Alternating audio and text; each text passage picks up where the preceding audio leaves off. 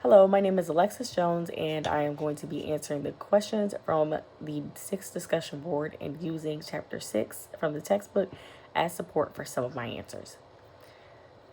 This the prompt for the sixth discussion board is explaining a situation where there are different students that come from different ethnic and linguistic backgrounds, and they all, for projects and whenever they need to gather into groups, it seems that they all kind of gravitate towards other students of like similar cultural backgrounds and students that, speak the same language, or students that, may look like them.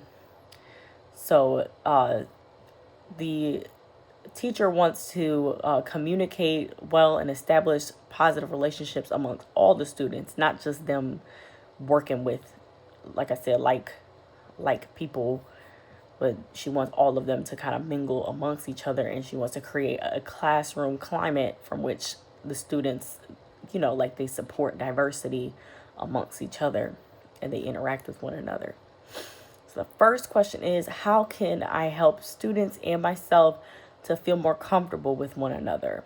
I think that something that's very important when getting comfortable in the sense of like being around different cultural backgrounds, I think that it's important to kind of start at that baseline of, introducing each other, introducing yourself to the classroom and maybe using prompts to do so. And this goes back to some of that multicultural education and promoting diversity. I think it's important to kind of use certain projects in the classroom that are supportive of diversity.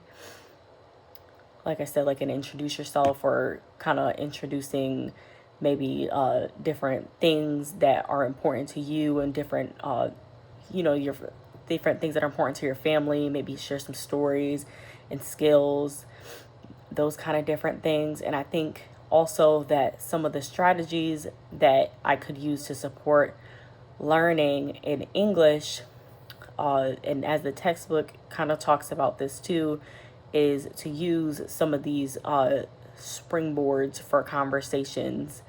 So, using prompts for conversation and giving them an opportunity to acquire language through conversation.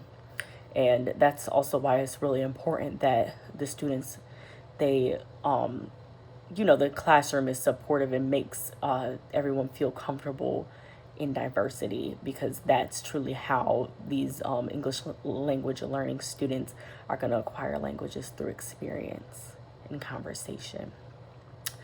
The textbook also touches on identifying the strengths from the child, and this would be based on observation. This would be based on not just observation, but even like collaborating with their parents, because that's going to give you a lot of insight onto how their culture influences the way that they learn, and like I said, what helps them to learn best. The next question is, how can I value students' heritage and languages and help them to maintain those languages? Like I said, just promoting a classroom that is accepting of diversity, and implementing those aspects that go into multicultural education, and not trying to erase that from the curriculum, but using that as a way to identify their strengths and give them that familiarity to help them to learn. How will these affect me and my students and the particular grade level that I would teach? I want to teach high school. So in the book, it talks about how some of that dual language exposure, if it begins before the age of 5, that's when it's best for them to be learning, acquiring a second language, because they're it's just that stage in development, it's going to be easier for them to become like very proficient in it as they get older.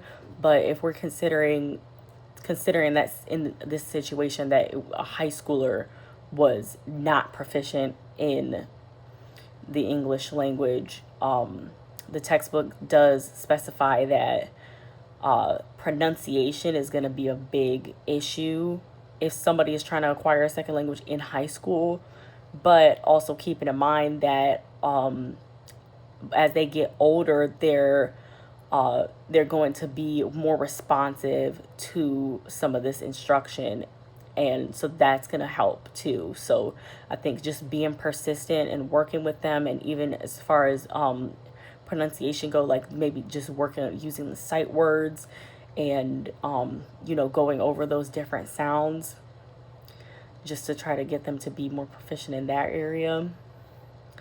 But that's all. Thank you.